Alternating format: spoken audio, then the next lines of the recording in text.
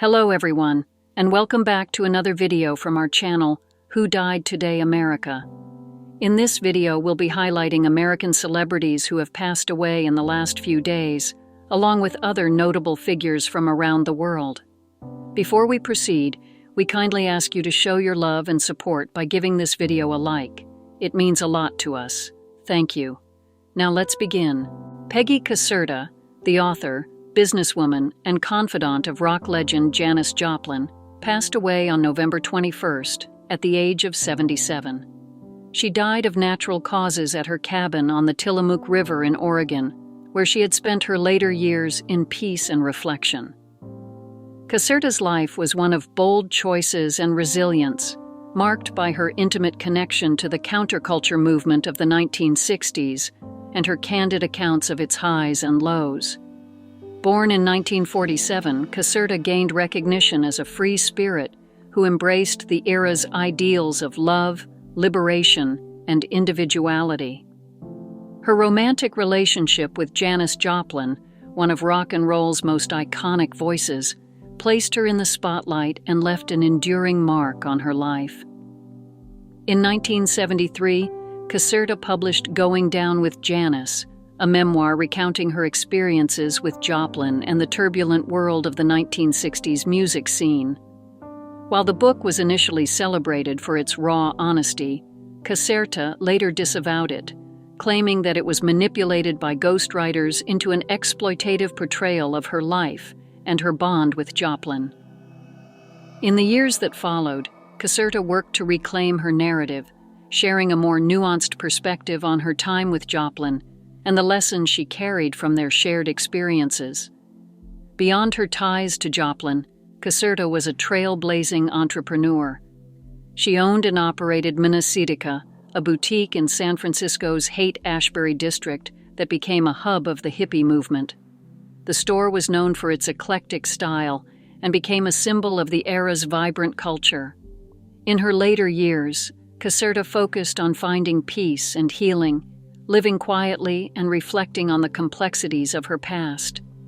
Despite the controversies surrounding her life and book, she remained a figure of intrigue and inspiration for those captivated by the 1960s counterculture.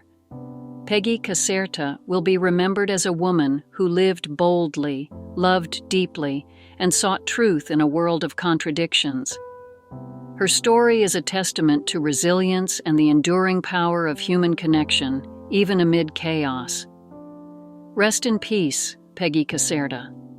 Your voice and spirit remain a part of the cultural tapestry you helped shape.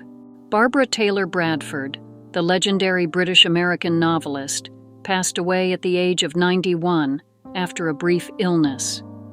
Her passing marks the end of an extraordinary literary journey that spanned over 4 decades and touched the lives of millions of readers worldwide.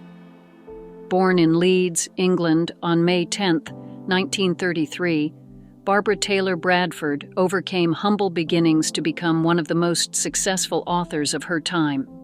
Her debut novel, A Woman of Substance, published in 1979, was a groundbreaking achievement, selling over 30 million copies worldwide and earning its place as one of the best-selling novels of all time. The story of Emma Hart, a woman who rises from modest origins to build an empire, resonated deeply with readers and set the tone for her career of celebrating strong, resilient women. Over the years, Barbara authored 40 novels, each a bestseller in both the United States and the United Kingdom. Her stories often explored themes of perseverance, ambition, and the triumph of women in the face of adversity. She once said, "I write about mostly ordinary women who go on to achieve the extraordinary," a philosophy that inspired readers to believe in their own potential. Her final novel, The Wonder of It All, was published in 2023, capping a prolific and impactful career. Barbara's works extended beyond the page, with several of her novels adapted into successful television miniseries, produced by her late husband, Robert Bradford. Together, they brought stories like A Woman of Substance and Hold the Dream to Life, cementing her legacy as a storyteller who could captivate audiences in any medium. A recipient of numerous accolades, including an OBE for her contributions to literature, Barbara's manuscripts now reside at the University of Leeds, alongside those of her literary inspirations, the Brontë sisters. She was also a proud American citizen, having moved to Manhattan with her husband and embracing her adopted home with the same passion she brought to her work. Barbara Taylor Bradford leaves behind a legacy of resilience, creativity, and an unwavering belief in the power of storytelling. Her influence will endure, continuing to inspire readers and writers alike. She will be remembered not only as a prolific author, but as a woman of extraordinary substance, whose words uplifted and empowered countless hearts around the world. Michael Villella, the actor best known for his chilling portrayal of Russ Thorn in the Slumber Party Massacre, passed away at the age of 84. He succumbed to complications from multiple organ failure after spending over a month in the hospital. Villella's death was confirmed by a heartfelt statement on his Facebook page, which expressed the deep loss felt by his family, friends, and fans. His daughter Chloe also shared the sorrowful news, paying tribute to her father's enduring legacy. Villella's breakout role as the haunting antagonist in the Slumber Party Massacre cemented his place in cult horror cinema history. Though originally written as a parody of the slasher genre, the film became a straightforward thriller under Amy Jones's direction, with Villella's intense performance as Russ Thorn standing out as a highlight. His methodical portrayal added depth to the character, as he brought a disturbingly humanized presence to the serial killer. Villella once reflected on his approach, saying, "I had to give Russ a life, his inner life, to do what he did. He had to do it for love." Despite initial mixed reviews, the Slumber Party Massacre developed a loyal fan base, spawning sequels, spin-offs, and even a 2021 reimagining. Villella's contributions to the genre extended beyond this role, with cameos in Sorority House Massacre 2 and the documentary Sleepless Nights, revisiting the Slumber Party Massacres. His credits also included appearances in Love Letters, Wild Orchid, and TV series such as Amazing Stories. Off-screen, Villella was known for his dedication to his craft, recounting how he threw himself into the physicality of his roles, sometimes so intensely that crew members had to intervene. His passion for acting shone through in interviews where he discussed the art of creating layered characters, even in the horror genre. Villella's passing marks the end of an era for fans of cult cinema, but his work will continue to live on, inspiring horror enthusiasts and filmmakers alike. He leaves behind a legacy of performances that captured audiences and demonstrated the artistry behind the genre. Michael Villella will be remembered not just for his roles, but for his profound impact on the world of horror storytelling.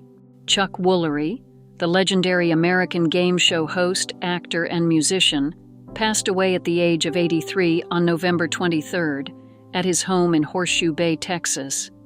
A beloved figure in entertainment for decades, Woolery's career spanned television, radio, and music, leaving an indelible mark on pop culture. Born Charles Herbert Woolery on March 16, 1941, in Ashland, Kentucky, Woolery's journey to fame was one of talent and versatility. After serving in the U.S. Navy and beginning his career as a wine consultant, he ventured into music, gaining success with the psychedelic pop duo The Avant-Garde, which achieved a top 40 hit with Naturally Stoned in 1968. This early success in music paved the way for Woolery's foray into acting and television. Woolery became a household name as the original host of Wheel of Fortune from 1975 to 1981, bringing charm and charisma to the screen. His hosting prowess continued with long-running roles on shows such as Love Connection, Scrabble, Greed, and Lingo, establishing him as a cornerstone of American game show history. His smooth voice and calm demeanor resonated with audiences, making him one of the most recognizable figures in television. In addition to hosting, Woolery explored acting, appearing in films like The Treasure of Jamaica Reef, and as Mr. Dingle on the children's series New Zoo Review. He also returned to his musical roots in the 1970s with country music recordings that showcased his rich voice and songwriting talent. Later in life, Woolery transitioned into radio and podcasting, where he shared his conservative political views and engaged in spirited discussions on current events. His show Blunt Force Truth reflected his passion for dialogue and debate. Beyond his professional accomplishments, Woolery was a man of faith and a devoted father. Despite personal tragedies, including the loss of his son Chad in 1986, he remained resilient and deeply committed to his family. He was married 5 times and is survived by his children and grandchildren. Chuck Woolery's legacy is one of adaptability, talent, and enduring charisma. His contributions to entertainment brought joy to countless viewers and listeners, and his warm presence will be dearly missed. As he often signed off, we thank him for your time this time till next time. Rest in peace, Chuck Woolery. Tika Nelson, a gifted singer, songwriter, and the beloved sister of Prince, passed away on November 20th at the age of 64. Her passing followed a battle with heart issues, as confirmed by her family. She leaves behind a legacy of creativity, resilience, and a deep connection to music and family. Born into a family rich with musical talent, Tika was the daughter of John L. Nelson and Mattie Shaw, and Prince's only full sibling. Like her iconic brother, Tika shared a passion for music, carving out her own unique space in the industry. Between 1988 and 2011, she released 4 albums, showcasing a soulful and heartfelt voice that touched her listeners. Her debut album, Royal Blue, featured vocal arrangements by J.D. Steele, who praised her clarity and unique sensibility as a songwriter. Despite the pressure of being Prince's sister, Tika's talent and authenticity shone through in her work.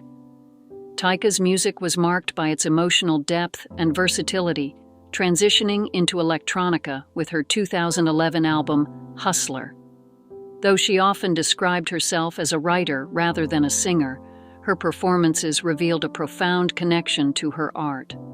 Her voice, described as soulful and sweet, captivated audiences during her live shows, including her last public performance in Australia in 2018. Beyond her music, Tika was a devoted mother to her sons, President and Sir, and an active advocate for preserving Prince's legacy. She played a significant role in events at Paisley Park and the annual Prince celebration, ensuring her brother's artistry continued to inspire generations. Tika's memoir, a project she had been working on, promised to offer a deeper glimpse into her life and experiences, though her journey was cut short before its completion. Despite the challenges of living in her brother's immense shadow, Tika forged her own identity with grace and determination. Her contributions to music and her dedication to her family will be remembered fondly by all who knew her. As we say goodbye to Tika Nelson, we celebrate her creativity, her warmth, and her commitment to preserving the magic of music. She is survived by her sons, sisters Sharon and Noreen Nelson, brother Omar Baker, and the countless lives she touched. May she rest in peace, reunited with her brother, and forever singing among the stars. Jerry Taylor, an esteemed television writer, producer, and creative force behind iconic episodes of Star Trek: The Next Generation and Star Trek: Voyager, passed away at the age of 86. Her passing occurred at an assisted living facility in Davis, California. Throughout her career, Taylor shaped the narratives of some of science fiction's most beloved series and brought to life stories that continue to inspire and entertain audiences worldwide. Born Jerry Cecile Sewer on June 30, 1938, in Evansville, Indiana, Taylor's passion for storytelling began early. She attended Indiana University Bloomington and later earned a master's degree in English from California State University, Northridge. Her career in television started with writing for notable series such as Little House on the Prairie and The Incredible Hulk. before she rose to prominence as a producer and director on Quincy, Emmy, and Jake and the Fat Man. Her talent for creating compelling narratives and nuanced characters paved the way for her groundbreaking work in the Star Trek franchise. Taylor joined Star Trek: The Next Generation in its 4th season, quickly establishing herself as a pivotal member of the creative team. As executive producer for the show's final season, she contributed to some of its most memorable episodes, including Unification, The Drumhead, and The Wounded. Her storytelling introduced complex themes, resonant character arcs, and the first appearance of the Cardassians, a race that would become integral to Star Trek: Deep Space Nine. In 1995, Taylor co-created Star Trek: Voyager alongside Rick Berman and Michael Piller, bringing a fresh perspective to the franchise. As head of the writing staff and executive producer, she guided Voyager through its formative years, shaping characters like Captain Janeway, the franchise's first female lead captain, and enriching the Star Trek universe with bold, innovative storytelling. Even after her retirement, she continued to lend her expertise as a creative consultant. Beyond television, Taylor authored 3 Star Trek novels, including a novelization of Unification and 2 Voyager novels that deepened the lore of the series she helped bring to life. Taylor's contributions extended beyond entertainment. She donated her screenwriting archives to Indiana University's Lilly Library, ensuring future generations could learn from her creative process. Jeri Taylor's legacy lies not only in the stories she told, but in the boundaries she expanded and the dreams she inspired. Her vision will forever live among the stars. Rest in peace, Jeri Taylor, a true trailblazer of storytelling. Christine Boisson, a celebrated French actress known for her evocative performances and fearless artistry, passed away in Paris. She was 68 years old and succumbed to lung disease while under care in a nursing home. Her career and life reflected a remarkable journey of talent, resilience, and depth that left an indelible mark on French cinema and theater. Born on April 8, 1956, in Salon de Provence, Christine Boisson grew up in a complex household with her French mother and West Indian father. Despite a challenging upbringing, she channeled her experiences into a passion for acting. Her journey into the spotlight began unexpectedly when her modeling photo caught the attention of director Just Jacquin, leading to her role in the iconic film Emmanuelle, 1974. In this groundbreaking film, she played a memorable character alongside Sylvia Crystal, establishing herself as a bold and promising talent. Not content to rest on early fame, Boisson pursued formal training in acting and worked tirelessly to refine her craft. She debuted on stage in 1977 with a performance in Anton Chekhov's The Seagull, directed by Bruno Bayon, earning critical acclaim for her dedication and authenticity. Her career blossomed further when she was honored with the prestigious Prix Romy Schneider in 1984 for her role in Rue Barbert, cementing her place as one of France's most promising actresses. Christine's career spanned decades, with notable roles in film, television, and theater. Her ability to convey profound emotion and complexity made her a standout performer. In 2005, she delivered a powerful portrayal in Viol, a stage adaptation of Titus Andronicus, directed by Luc Bondy, further showcasing her range and dedication. Beyond her professional achievements, Christine Boisson was open about the struggles she faced in her personal life, speaking candidly about overcoming trauma and challenges. Her honesty and resilience were a testament to her strength, inspiring others to confront their own adversities. Christine leaves behind a daughter and a legacy of compelling performances that will continue to resonate.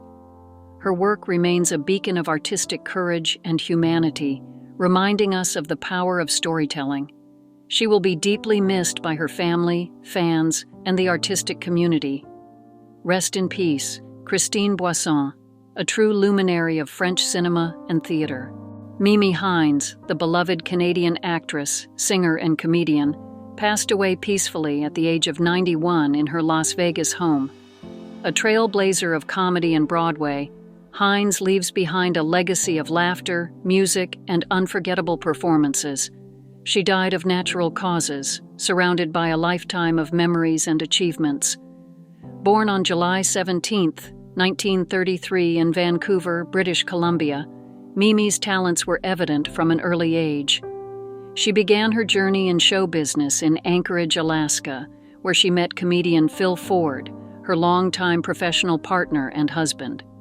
Together, they became a powerhouse comedic duo, capturing hearts with appearances on The Ed Sullivan Show and The Tonight Show.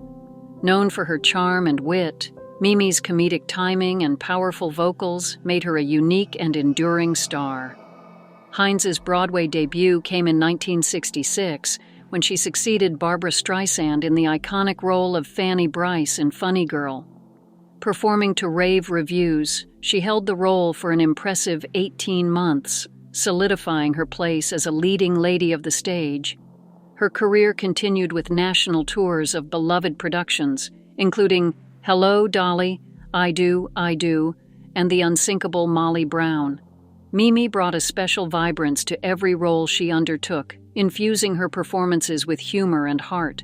Her career also spanned television and live performances. From guest appearances on Frasier to her off-Broadway performances in 70, Girls, 70, and Pippin, Mimi was a versatile talent whose range knew no bounds. She was equally at home in intimate cabaret settings, performing timeless standards, as she was on Broadway stages or national tours. Mimi's personal life was just as colorful as her career. Her marriage to Phil Ford, though it ended in divorce, remained an important chapter of her story. Together they brought laughter to audiences around the world and will be honored with a star on the Palm Springs Walk of Stars. A celebration of her life, career, and partnership with Ford will accompany this tribute. Mimi Hines's life was a masterclass in resilience, humor, and artistry. Her voice, both literal and figurative, will continue to resonate in the hearts of those who loved her work. Rest in peace, Mimi, and thank you for the joy and laughter you brought to the world. Greg Kihn, the acclaimed rock musician, radio personality, and novelist, passed away in the San Francisco Bay Area. He was 75 years old and succumbed to complications from Alzheimer's disease. Known for his infectious hits, the breakup song They Don't Write 'Em and Jeopardy, Kihn's work epitomized the spirit of 1980s rock while leaving a lasting impact on the worlds of music, radio, and literature. Born in Baltimore, Maryland, Kihn's musical journey began with inspiration from the Beatles' iconic appearance on The Ed Sullivan Show. This life-changing moment fueled his passion for music, leading to the formation of the Greg Kihn Band in the 1970s. Signed by the iconic Berserkly Records, Kihn quickly established a reputation for blending 1960s pop sensibilities with a contemporary rock edge.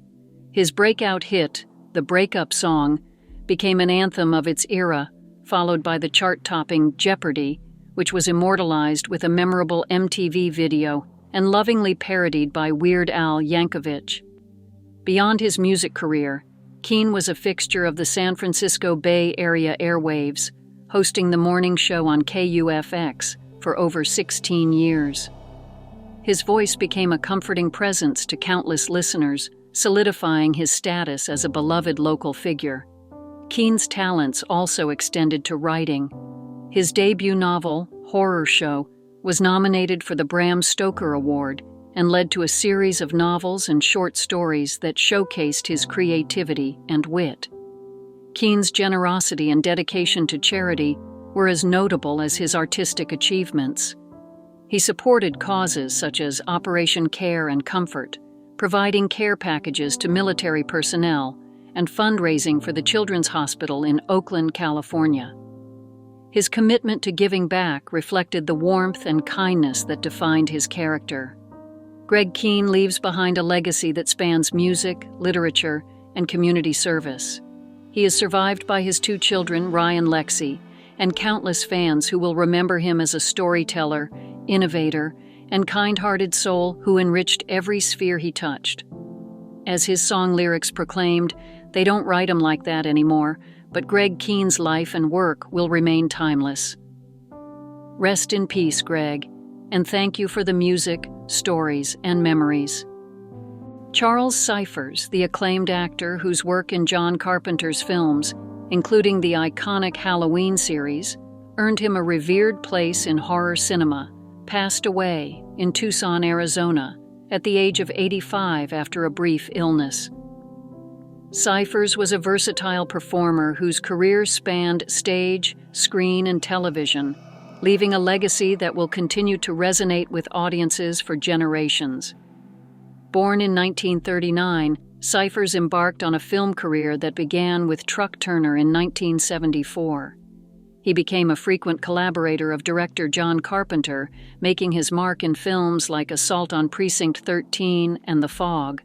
However, he will be most remembered for his role as Sheriff Lee Brackett in Carpenter's groundbreaking 1978 horror classic Halloween. Cyphers reprised the role in Halloween 2, and decades later returned to the character in Halloween Kills, a testament to the enduring connection he shared with fans of the franchise. Cyphers' work was not confined to the silver screen. He appeared in numerous beloved television series throughout his career, including The Betty White Show, Roots, Wonder Woman, Seinfeld, and ER. His portrayal of Hugo Muncie in The Betty White Show and other recurring roles demonstrated his range and ability to shine in any genre, from drama to comedy. On stage, Cyphers exhibited his acting prowess in productions such as 12 Angry Men, where he portrayed Juror Number 3, bringing intensity and depth to the role. His theater work showcased his command of the craft and his dedication to storytelling in all its forms. Off-screen, Cyphers was known for his warmth, professionalism, and humility. Despite his association with horror, he embraced his fans wholeheartedly, regularly attending conventions and engaging with those who admired his work. His contributions to film, television, and theater are a lasting testament to his talent and passion for the arts. Charles Cyphers brought authenticity to every role, whether as a small-town sheriff caught in the grip of terror or a supportive character in a television drama. He is survived by a body of work that continues to inspire and entertain, as well as by the countless fans and colleagues who cherished his talent and presence. Rest in peace, Charles Cyphers, and thank you for the unforgettable performances that will live on in the hearts of many. Robert Bannis, an extraordinary dancer, actor, and choreographer, passed away at the age of 90 due to pneumonia. His legacy in the performing arts world is both enduring and inspirational, leaving behind a vibrant history of contributions to dance, film, and television. Born with an innate love for movement, Bannis discovered his passion for dance at just 5 years old. His enthusiasm for music and rhythm was infectious, a gift he carried throughout his career. His early training included ballroom lessons with his sister and a scholarship to the prestigious Michael Panieff Children's Ballet Company, where he trained alongside future stars like Natalie Wood, Jill St. John, and Stephanie Powers. His talent and dedication led him to perform in stage productions like Carousel, Kiss Me Kate, and Peter Pan, showcasing his versatility and charisma. Bannis gained cinematic fame as a dancer in iconic films such as West Side Story, 1961, Bye Bye Birdie, Mary Poppins, and the unsinkable Molly Brown. His performance as a chimney sweep in Mary Poppins and his role in West Side Story cemented his status as a classic Hollywood dancer. He even shared a screen kiss with Marilyn Monroe in Let's Make Love. On television, his guest appearances, including a memorable role on Get Smart, added further dimension to his career. His choreography was as dynamic as his dancing. The routine he created for Shirley Ellis's The Nitty Gritty, performed on The Judy Garland Show in 1964, became a viral sensation decades later, delighting a new generation of fans on YouTube with over 19 million views. This revival speaks to the timeless nature of his artistry and his ability to connect with audiences across generations. Later in life, Banderas turned to teaching, sharing his expertise with aspiring dancers in Los Angeles and enriching the dance community with his passion and knowledge. Robert Banderas was more than a performer. He was a force of creativity and joy, inspiring countless individuals with his dedication to his craft.